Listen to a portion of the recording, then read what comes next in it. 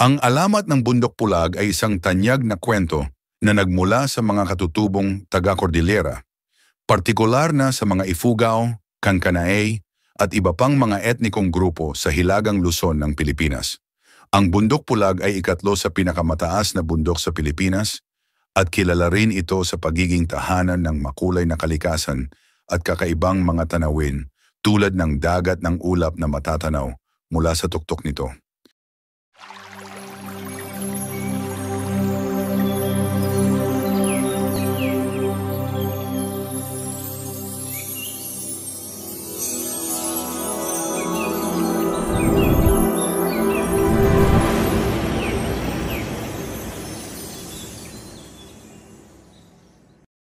Ayon sa alamat, may isang kabundukan sa kabila ng kasalukuyang Bundok Pulag na tinatawag na Bundok Pulag na tinatayang isang mas mataas na bundok na itinaguyod ng mga Diyos.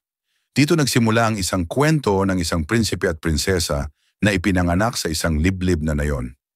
Nasa tabi ng isang matandang puno ng pine sa tuktok ng bundok ang kanilang tahanan at naglalakad sila sa mga kabundukan upang maghanap ng kabuhayan. Naging makulay ang buhay ng kanilang mga magulang, ngunit ang kwento ng pag-ibig at sakripisyo ay nagpabago sa kanilang buhay. Isang araw, ang prinsipe at prinsesa ay tumuklas ng isang mahiwagang halaman sa isang liblib na bahagi ng bundok na may mga makukulay na mga bulaklak. Nang bumalik sila upang ipakita sa kanilang mga magulang ang nadiskubre nilang halaman, isang mabagsik na bagyo ang naganap at isang malakas na lindol na nagdulot ng matinding pagkagulo sa buong nayon. Naging sanhi ito ng pagkasira ng maraming kabahayan at halos lahat ng mga tao sa nayon ay nagdusa. Sa kabila ng sakuna, ang prinsipe at prinsesa ay nagdesisyon na maglakbay patungo sa tuktok ng Bundok Pulag upang magdasal at humingi ng tulong sa mga Diyos. Pinili nilang magsakripisyo upang maibalik ang kaligtasan at pagkakasundo sa kanilang komunidad. Habang umaakyat sila sa bundok, sila ay nakatagpo ng mga makapangyarihang nilalang ng bundok tulad ng mga engkanto at espiritu ng kalikasan na hindi karaniwang nagpapakita sa mga tao. Ipinakita sa kanila ang mga aral ng kalikasan at pagkakaisa. Ang mga Diyos at espiritu ng bundok ay nakinig sa kanilang panalangin. Bilang gantimpala sa kanilang tapang at malasakit sa komunidad, pinili ng mga Diyos na ibalik ang buhay at kaligtasan sa nayon, ngunit may kondisyon.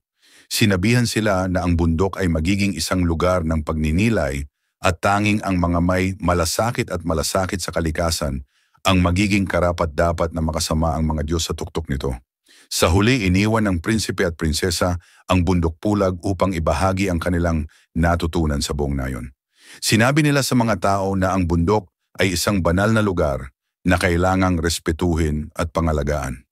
Pinili nilang ipagdiwang ang bawat taon sa isang ritual ng pasasalamat sa bundok at sa mga Diyos na tumulong sa kanila. Hanggang ngayon, ang Bundok Pulag ay nananatiling isang sagradong lugar para sa mga katutubong komunidad ng Cordillera. Ipinagdiriwang nila ang mga tradisyon ng kanilang mga ninuno at patuloy na ipinapasa ang mga kwento ng kanilang alamat at mga aral sa mga susunod na henerasyon. Ang Bundok Pulag ay hindi lamang isang lugar ng kalikasan, kundi isang simbolo ng pananampalataya, sakripisyo at pagmamahal sa kalikasan na patuloy na isinasabuhay ng mga tao sa mga bundok ng Hilagang Luzon. Hey!